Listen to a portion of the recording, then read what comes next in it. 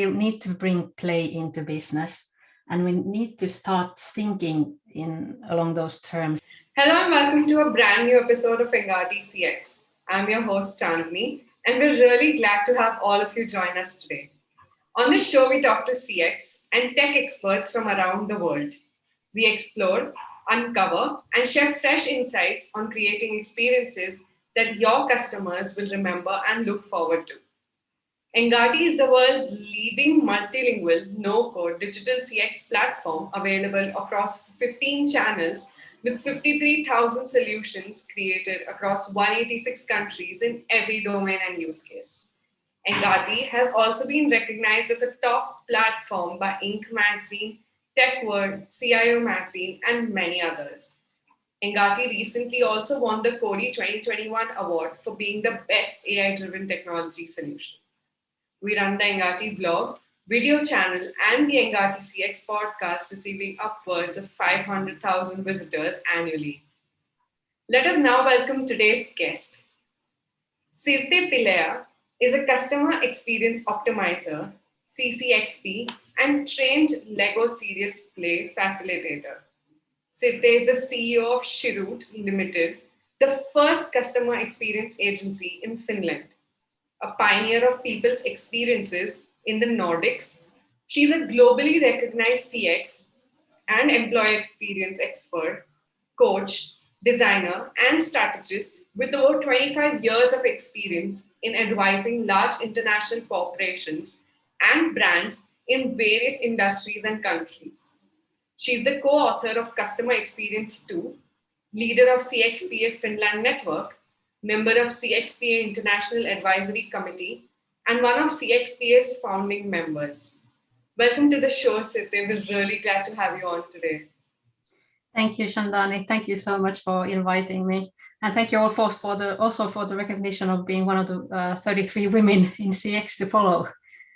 That was a surprise. You truly inspire us, Sirte. I mean, the work that you have done has been really, really amazing. And that is the whole reason why we thought that you should be one of the 33 inspiring women in CX for us. Thank you. So before we dive into our interview with Sirte, don't forget to subscribe to Engati and tap on the bell icon below to get access to exclusive content from thought leaders around the globe. So diving right into the interview, Sirte, what is the Lego Serious Play method? Well, Lego Serious Play is something that is a big passion of mine, really, and we are using it for people experience development. And it's originally a methodology created by Lego by themselves, or they hired two university professors, Mr. Johan Roos and Mr. Bart Victor, to create it sometime in the mid-1990s. And the idea with that was that they were in the brink of a bankruptcy, really, and they needed to think creatively, and they needed to think fast so as to change their future. And so it was sort of a lifesaver for them as well once they created it. The idea with the methodology is that you take normal Lego bricks, or there are some specialized bricks, or at least some that have been given some really special meanings throughout the years when people have been doing Lego Serious Play. And you take a bunch of people who have some challenges to solve together, and they sit in a session and start playing with the Lego. And a very common misconception is that Lego Serious Play is some kind of a team building exercise, which it totally is not. It's something much more important, and it's a way of creatively thinking about your business. I think this is something that we're hearing for the first time. I mean, we've all heard Lego for kids, Lego for playing, Lego for building, but this is something really new. And could you, actually build a better business using this method? Well, many companies and organizations already have, so I think that really answers your question. I think the main thing with the Lego Serious Play, or any creative methodology for that matter, is really opening up your thinking and bringing new ideas to the business, which would then help any business to thrive. Absolutely. And could you share some experiences, examples wherein businesses have used this method and they managed to grow their business? There are many big companies that have been using it.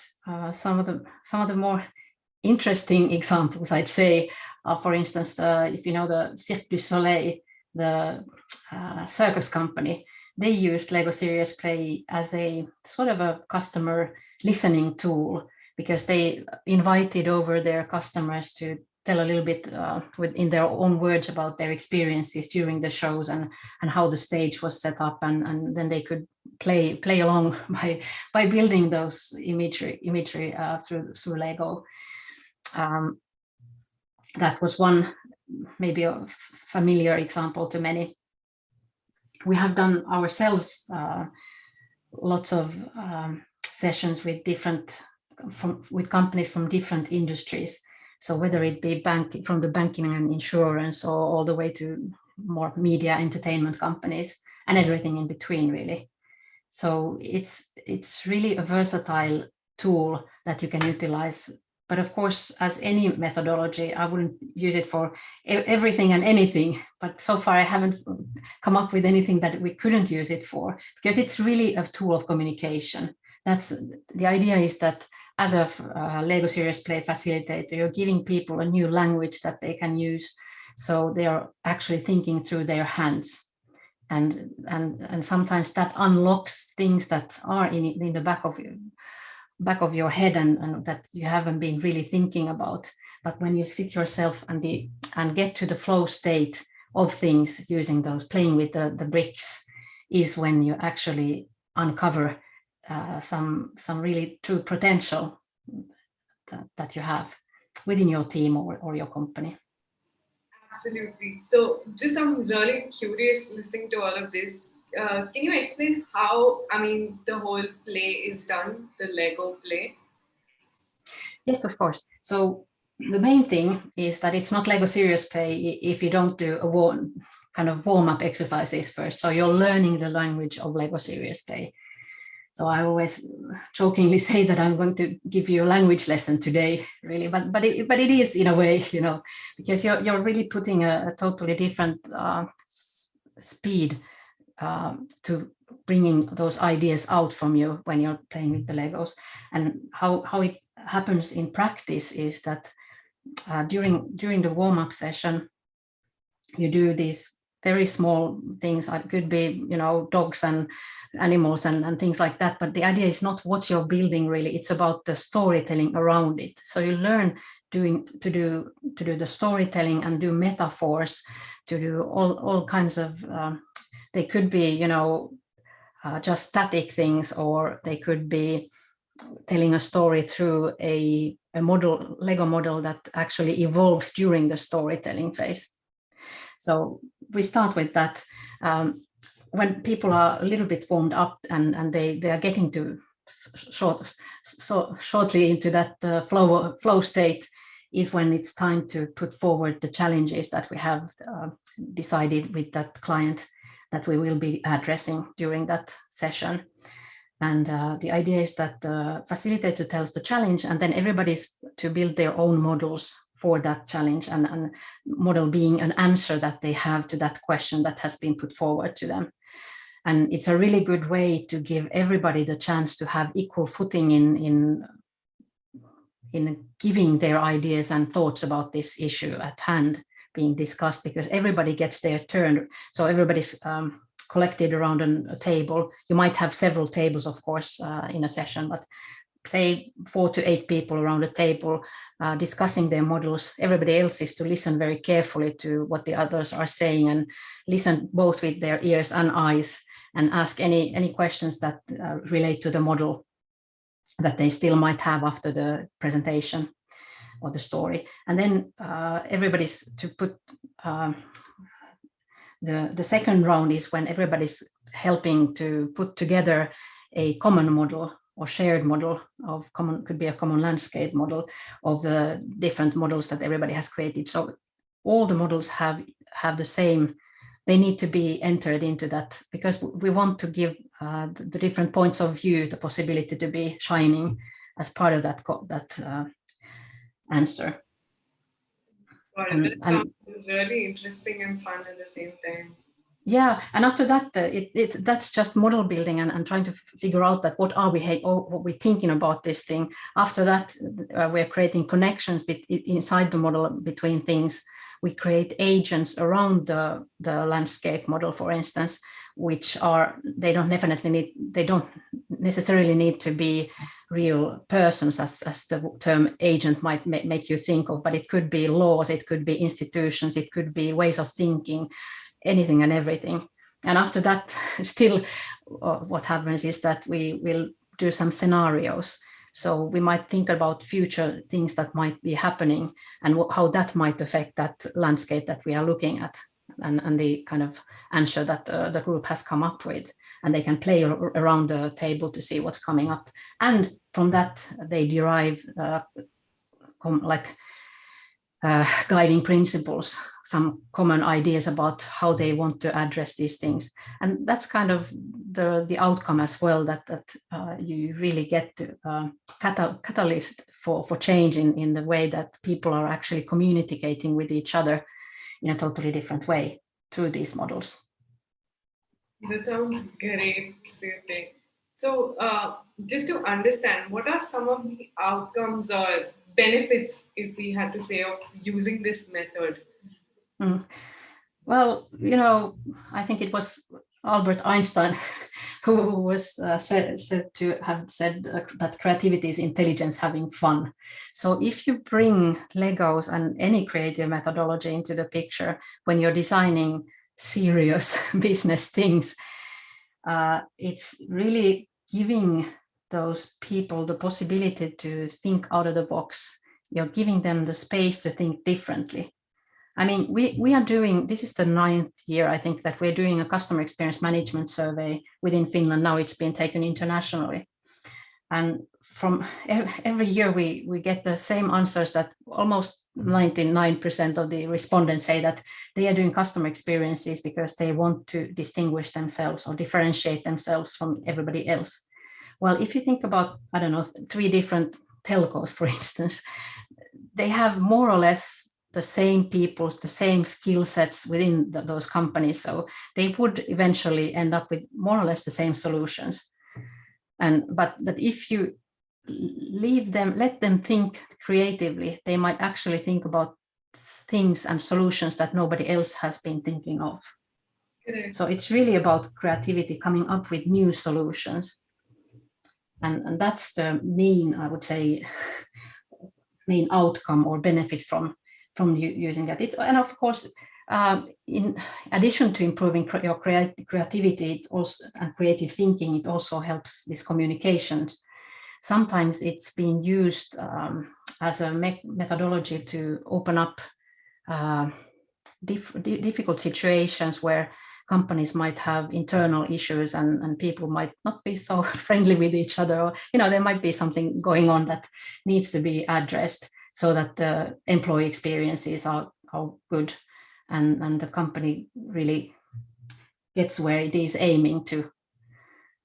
So that's one of the big ideas there as well. But in general, I think it's so important to bring more happiness into the business context, because we are all too serious in what we're doing.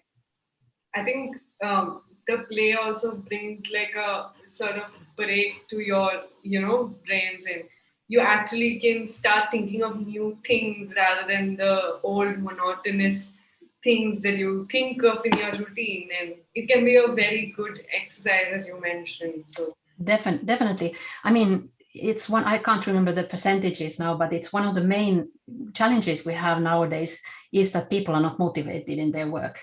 That there's so many people who are just doing day in, day out, and they're not really into what they are doing.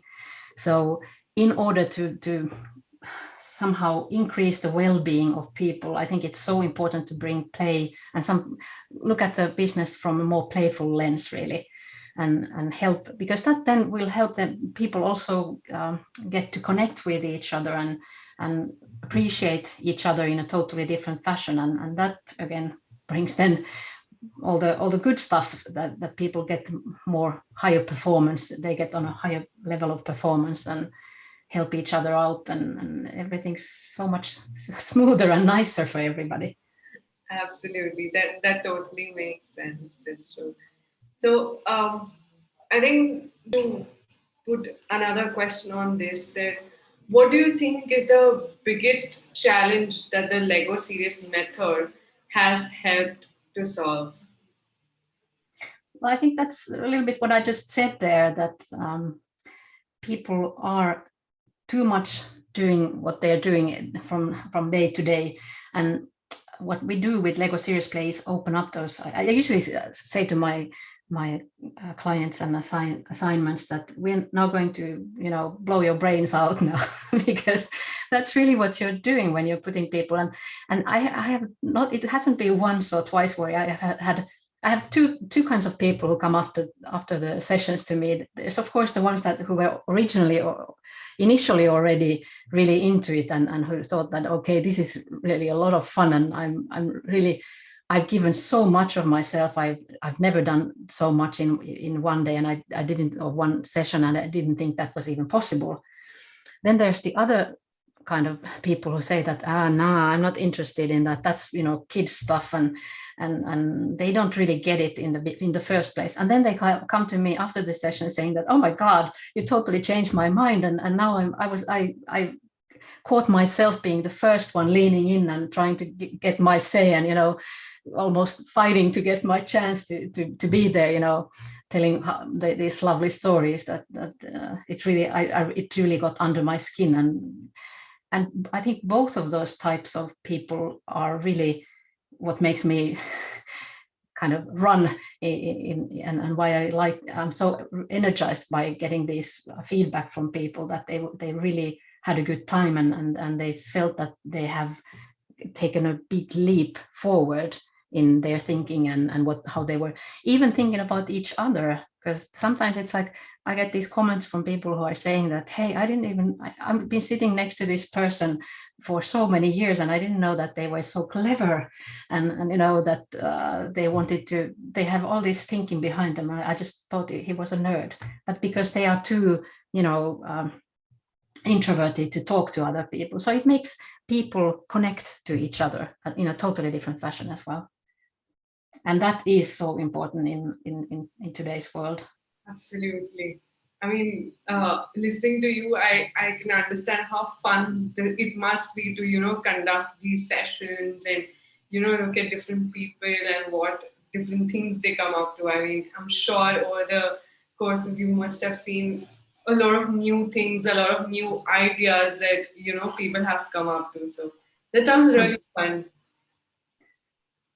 It is, and there's so many things that it can be used for. So anything from customer experience strategy building to coming up with personas and customer journeys, which is like the basic stuff that you would be doing with it, and then going like all the way from service design perspective to doing prototypes and user testing and all of that. And it's so I don't know, I was part of writing this Customer Experience 2 and actually Customer Experience 3 bestseller books this year and the year before they were released, and I've enlisted there I think 40 or 50 different use cases, and that's just what we are doing. And I know like the LSP community, Lego Serious Play community as a large, like there are so many different ways that it can be utilized, because what I'm doing is specializing really in people experiences.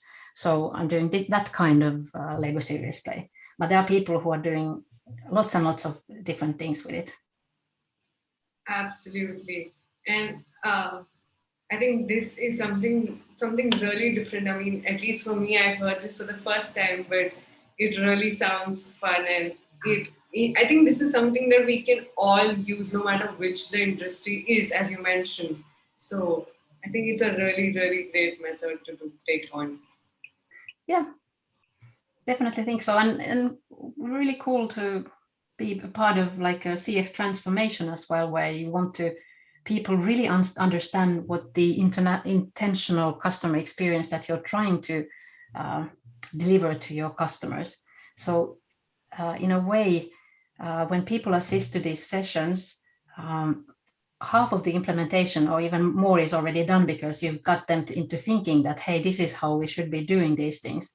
And it's not so much about, reading documentations of 80 to 100 pages and then hopefully somebody recovering from that and doing some nice customer experiences for the clients and customers. But it's something that you're already invested yourself in by assisting to these sessions. Correct. So before we wrap up with the interview, Sirte, are there any other sound bites that you would like to share with the audience? Well, I really think that that's what I wrote in the book about as well, that we need to bring play into business, and we need to start thinking along those terms that many people say that I'm not a creative person. I wasn't born that way, and that's a very common misconception, because really people are there's been this study, for instance, by George Land, where they proved that everybody as a 5-year-old is the most creative genius that you can find on this earth. He was comparing 5-year-olds to NASA scientists, and they scored on the same level. But then something happens to us along the way during the school and our educational career, and we get